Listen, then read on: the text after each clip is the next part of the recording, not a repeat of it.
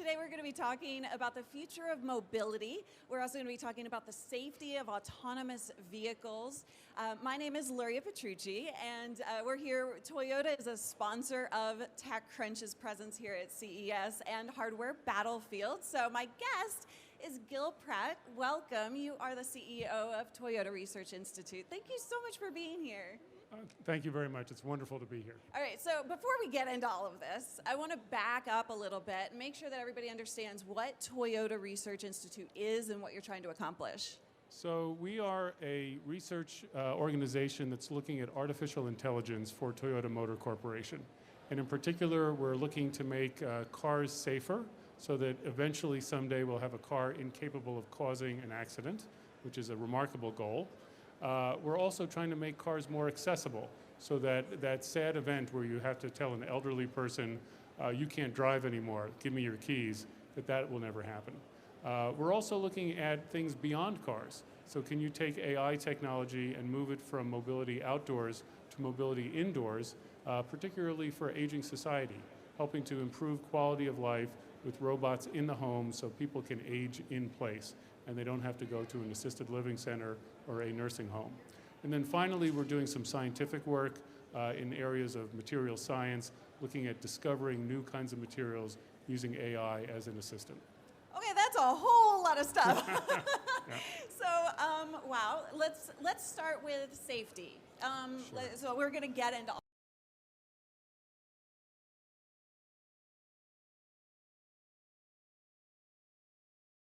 you actually is words you asked the how safe enough. I'm going to turn the bag on you. How safe enough. You know such a thing as safety. It's a very important question. We think it's actually one that's critical, and it's not for us technologists to answer. It's actually for society to answer. So if you take a kind of utilitarian point of view, having autonomous cars can have tremendous positive impact on safety. And if we save just one life or 10 lives, maybe that's a wonderful thing to do. But we have to remember that presently, around the world, over 1 million lives are lost every year to traffic fatalities. At the hands of humans. At the hands of human beings. And so if we replace people with AI driving cars, and the AI isn't perfect yet, what's that actually going to mean? Well, if it's imperfect, there will be crashes due to the AI also. And the question is, what should the safety standard be? Well, I mean, so if we're saving some lives with, autonomous vehicles at the control, then wouldn't it be safe to say that we would be just okay with a less casualty? Well, from a rational point of view, you're exactly right. But I think emotionally it may be difficult because when a person makes a mistake and has a crash in a car, we can empathize with the person. We can say, that could have been me making that terrible mistake. When a machine makes a mistake and either injures or even kills a person, our empathy is just not going to be there. And so it may be that as a society, we decide that the safety standards for autonomous vehicles actually have to be significantly higher than what we're willing to tolerate for human beings. Well, that's an interesting approach to that. I mean, the more that our AI is more human-like, and the more that we feel empathy to our computers in our cars, does that change over time? The more we become kind of connected with them. So I think that you have a very interesting point there. And we as human beings have a tremendous capability and a tendency to anthropomorphize technology. People fall in love with their cars. They say their car has a personality. Some mornings it doesn't want to start, other mornings it does, all these sorts of things. And you look around at the robots that are just swamped here at CES, right? Yes. And we want to feel that connection. That's absolutely right. And so I think that could be a tremendous force for good. If we have a robot in the home that's assisting somebody, you want to have an emotional bond with the machine. At the same time, how much are we going to tolerate it when the machine makes a mistake, perhaps even a fatal one? The answer is that we don't know. And so, it's Toyota Research Institute, so we're doing research trying to figure that out. That's fair. So do we think that it is actually possible to get to the point where we have a vehicle that never, ever crashes? Like, do you think that's actually realistic? So I think it's possible someday, and our goal is to someday achieve a vehicle that's never responsible for a crash. That's different than saying it will never have an accident. For instance, if you're at an intersection and some vehicle crashes into you, you're not responsible, but you also couldn't do anything about it when it happened. So there's that issue too. We also think it's going to take many years until we get there. So we want to be very clear about what our goal is. Our goal is 0 fatalities. Okay, that is the goal. That's an 0 impressive crashes. goal. Well, but that means that that's the goal. Every year we're going to work towards that goal. Okay. So when you talk about, okay, there's a vehicle that maybe come through the intersection and it's not your fault. We have this. The cars are trying to keep us safe. So if Yes. we're at control, will the cars be able to keep us safe even if we're in control? I think that it's a wonderful question. And what TRI has done is to think about this problem in 2 different ways. The way that is mostly being talked about in the press is autonomous vehicles. The driver tells the car, please take me home, sits back, and the car does the driving for you and takes you the rest of the way. But there's actually a complementary way. We call it the Guardian, and it's a way that the AI in the car is being a safety net for you, watching out in case you make a mistake. It will first warn you, and then if necessary, temporarily take control to keep you out of trouble from having a crash. I like that name, the Guardian. It makes me feel safe. Good.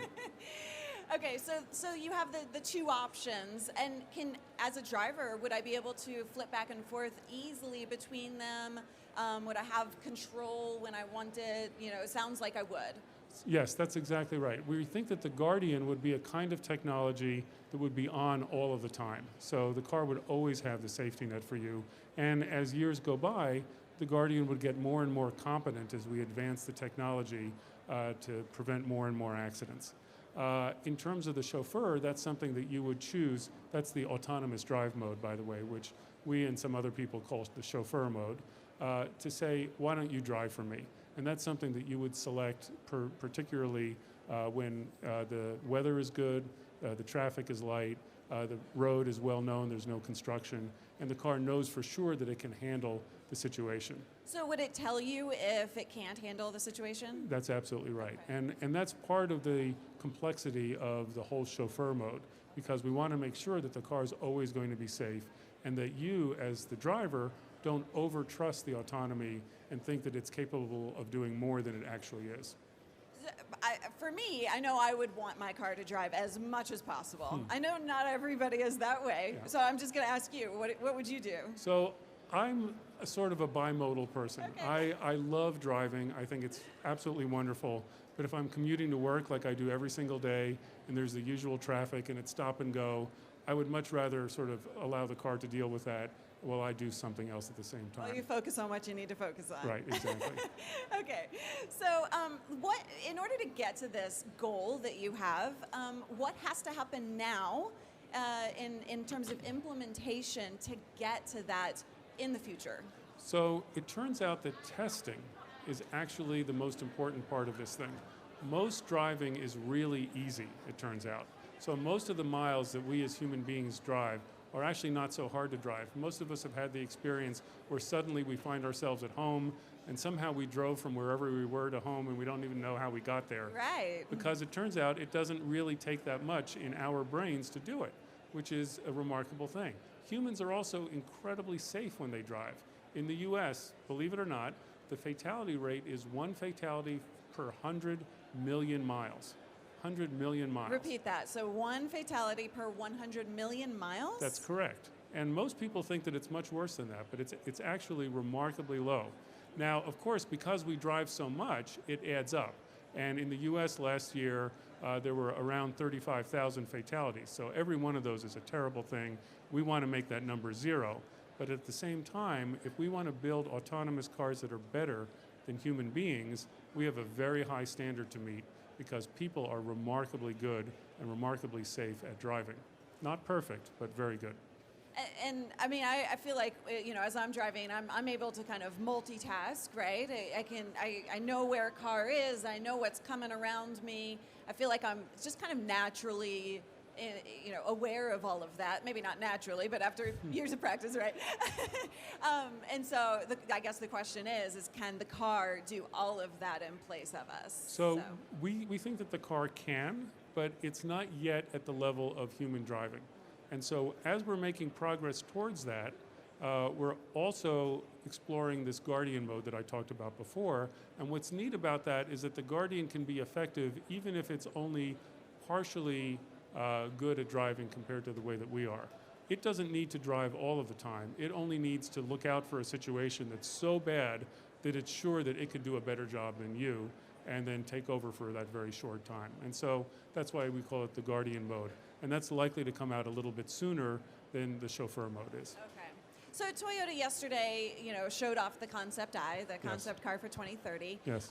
Using some of the research that you've been dealing with in the past few years. Yep. So is there something in that car that actually presents an opportunity or that's showcasing how your research is going to play out in the future?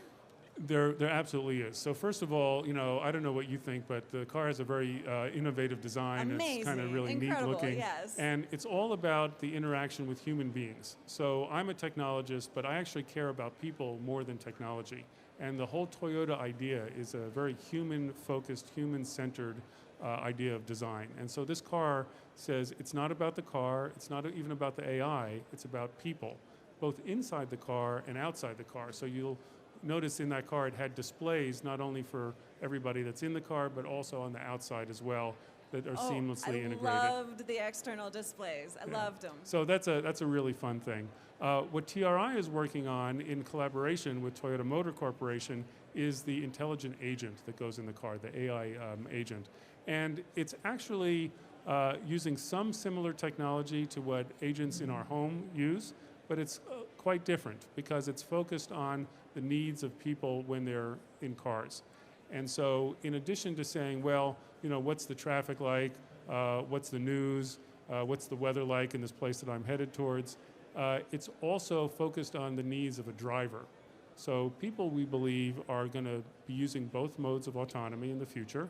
And when they are driving, they're going to need some support. And we think that an AI agent can actually give support to that driver and help them be both safe and make the drive much more enjoyable than it otherwise would be. Okay, and so you mentioned something at the beginning of this, which was the fact that people with disabilities or older people who cannot drive anymore, we actually maybe have a future where they don't have to rely on their family or their friends, and they can actually just get around all by themselves. Is that what I'm hearing? You're hearing it exactly right. And the way we think about it, again, it's very human-centered. The whole company of Toyota is very human-centered. It's not about the products. The products are a means to an end. And what we want to do is to support people, to improve their quality of life. And so it's not about an autonomous car. It's about helping people to have more autonomy. And so think about what that means. If you're getting on in years and maybe you don't see so well or your reactions are a little bit slower, first of all, the Guardian inside of the car should be a safety net for you and help prevent you from having an accident. And maybe eventually you reach a point where you really can't drive at all, then maybe the chauffeur in the car can help to support you and make it so that no one has to take away your car keys. That's very important. But you wouldn't be able to drive on cloudy days or like really rough conditions, things like that. So there would still be some limitations potentially. I think for some time that's going to be true until we get to level 5. And we don't know when that's going to be. What do you mean by level 5 real quick? So level 5 is a car that can drive anytime, anywhere, just the same way that you or I could do. Level 4, we're allowed to kind of restrict it, saying only on sunny days, for instance, when the traffic is light. We think level 4 is coming pretty soon.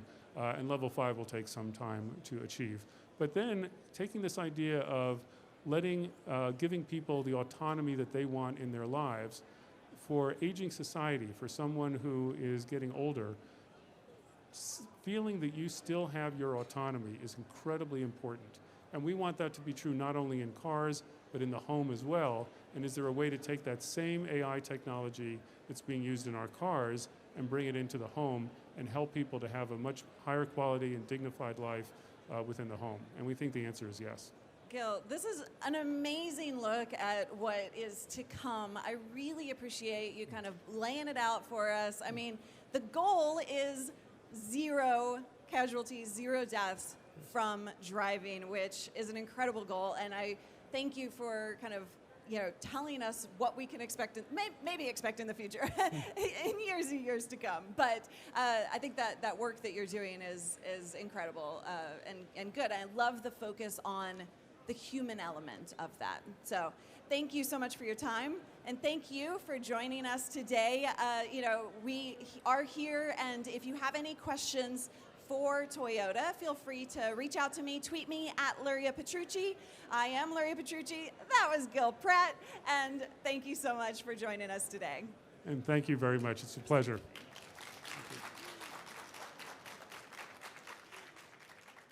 I can't wait for the future. I know I can't wait for the future. That's great. Same here.